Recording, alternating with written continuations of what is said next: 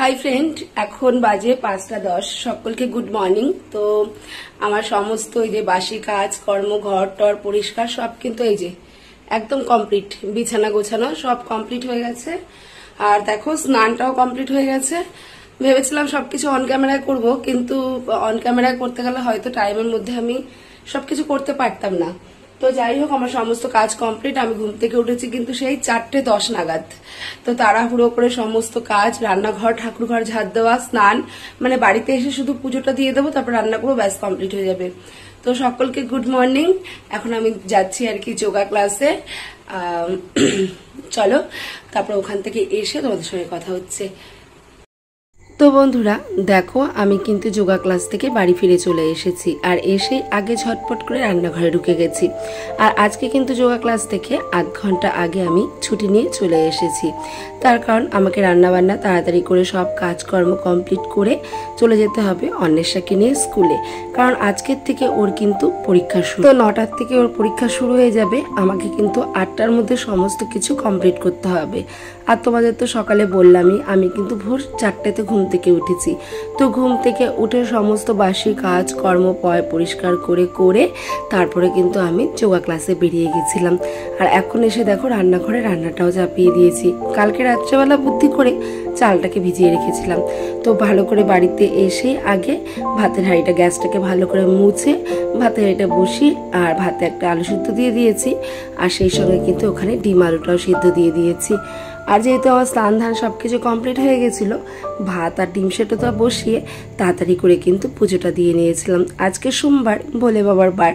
তো ভোলে বাবাকে সুন্দর করে জল ঢেলে বেলপাতা দিয়ে তারপরে কিন্তু সুন্দর করে বাড়িতে পুজোটা দিয়ে দিলাম।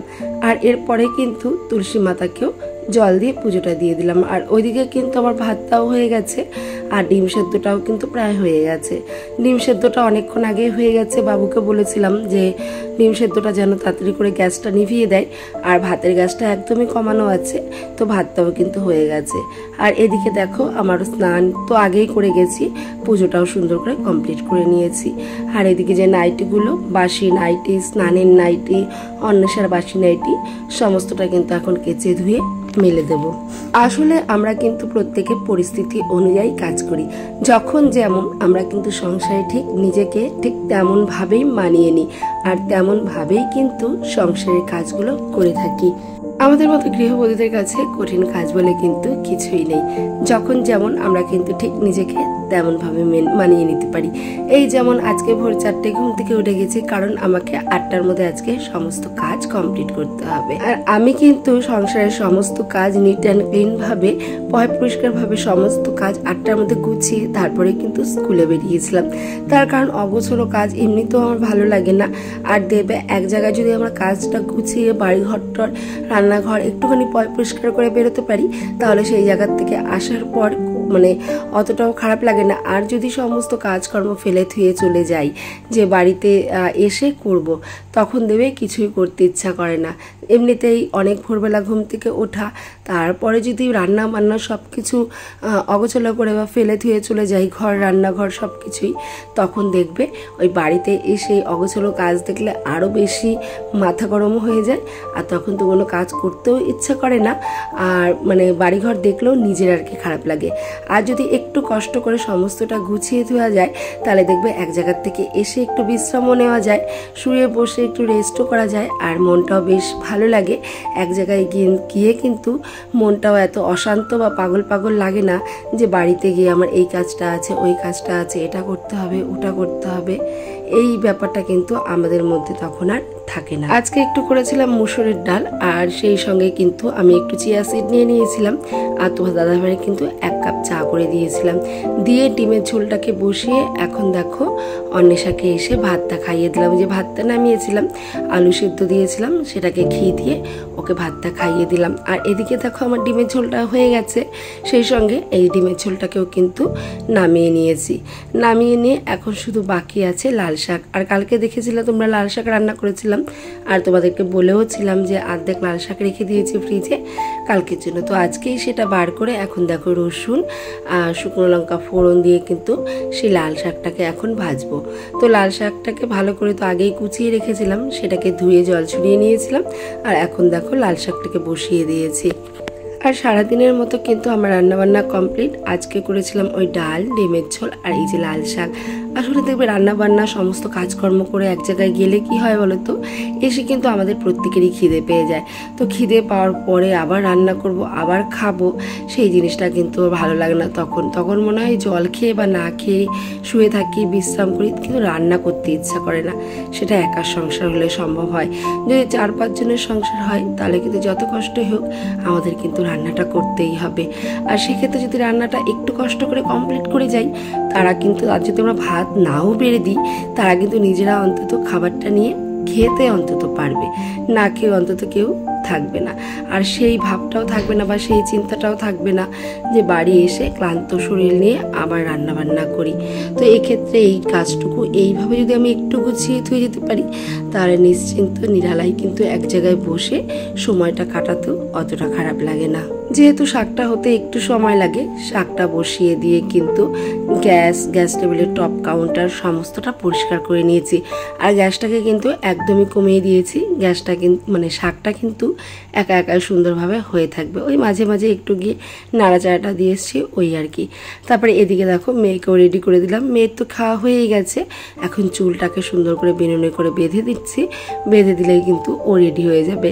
আর ও একটুখানি বইটা পড়তে থাকবে, বইয়ের চোখটা বোলাতে থাকবে, আর সেই সঙ্গে কিন্তু আমি নিজেও রেডি হয়ে নেব।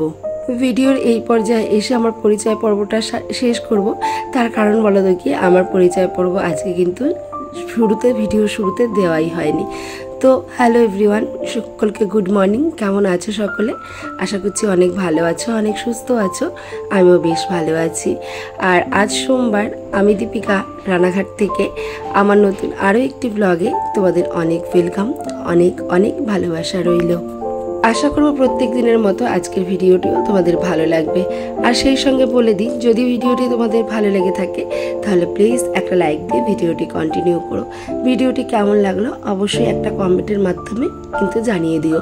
আসলে তোমাদের একটা লাইক, একটা কমেন্টই পারে আমার ভিডিও রিচটাকে একটু বাড়াতে এবং আমার ভিডিওটাকে আরও অনেক অনেক দর্শক বন্ধুদের কাছে এবং তোমাদের মতো মিষ্টি মিষ্টি কিছু বন্ধুর কাছে আমার ভিডিওটি পৌঁছে দিতে।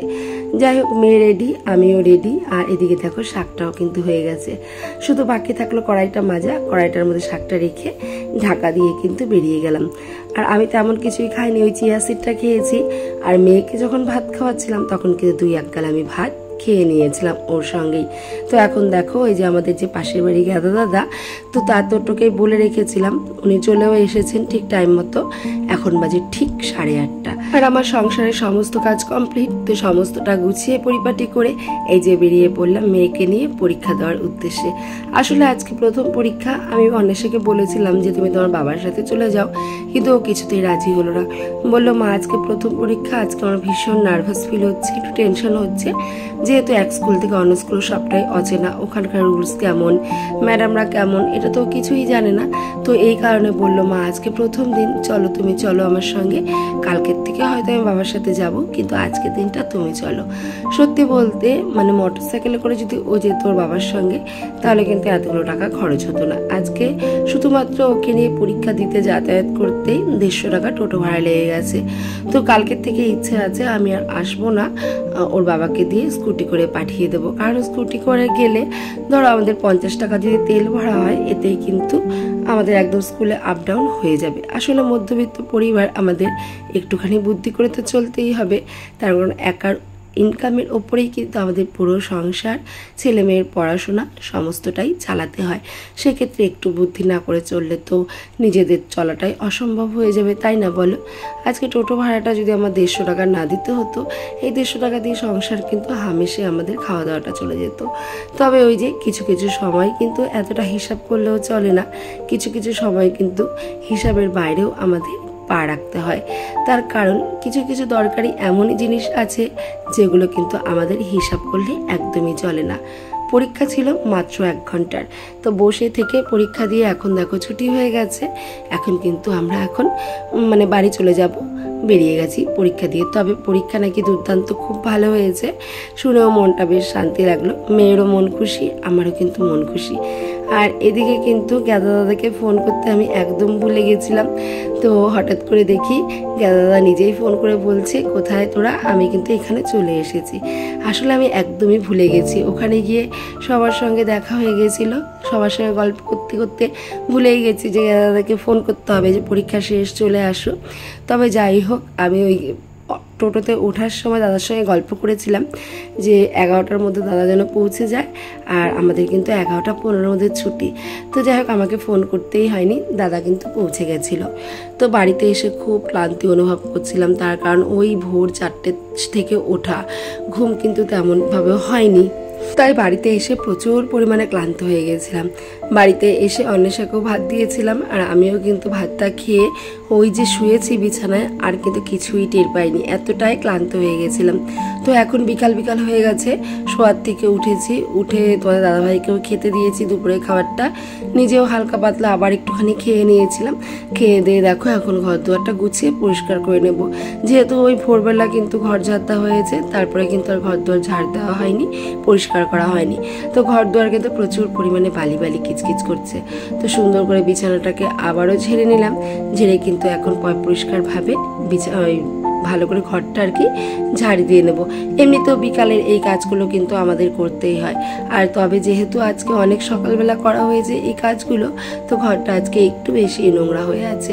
তো সেক্ষেত্রে ভালো করে কিন্তু ঘরটাকে আমার পরিষ্কার করে ঝাড় দিতেই হবে। আর সকালে আমরা যতই ঘর ঝাড় দেওয়া, ঘর পরিষ্কার করা কাজগুলো করি না কেন, বিকেলবেলা কিন্তু আমাদের এই কাজগুলো দ্বিতীয়বার করতেই হয়। আর শুধু এটা আমার সংসারের কাজ নয়, এটা কিন্তু আমাদের প্রত্যেকটা সংসারেরই কাজ। তো ঘর দুয়ার ভালো করে ঝাড় দূর দিয়ে পরিষ্কার করে ছাদে জামা কাপড় ছিল, সেই জামা কাপড়গুলো নামিয়ে নিয়েছিলাম। নামিয়ে এত আজকে বিভৎস গরম পড়েছে, আর অত ভোরবেলায় স্নান, 5টার আগেও স্নান করে নিয়েছি। তো এই কারণে শরীরটা কিন্তু খুবই কেমন একটা লাগছিল। তো ভালো করে সুন্দর করে কিন্তু বেশি করে জল ঢেলে স্নান করে নিয়েছিলাম। আর স্নান টান করে এখন দেখো সন্ধ্যা পুজোটাও দিয়ে নিলাম, আর ভালো করে কর্পূর দিয়ে ধূপ দিয়ে সারা ঘরে কিন্তু ধূপধুনো দেখিয়ে নিচ্ছি। আর এই ধূপধুনো কিন্তু আমাদের সংসারের নেগেটিভিটিগুলো দূর করে কিন্তু পজিটিভ এনার্জি নিয়ে আসে। আর এই ধূপধুনোর কিন্তু অনেক গুণ আছে। তো যাই হোক, সংসারে পজিটিভ এনার্জি আনতে, সংসারের লক্ষ্মীশ্রী বজায় রাখতে কিন্তু আমরা গৃহবধূরা এরকম টুকিটাকি ছোটোখাটো কিন্তু অনেক নিয়ম নিষ্ঠা পালন করে থাকি। আর এগুলো কিন্তু আমাদের সাংসারিক ধর্মের মধ্যে পড়ে। তো যাই হোক, চলো সন্ধ্যা দিতে দিতে তোমাদের থেকে বিদায় নিয়ে নিই। আবারও বলছি, ভালো লাগলে like, comment, share and subscribe. চলো এখনকার মধ্যে টাটা, গুড নাইট, দেখা হবে কালকে।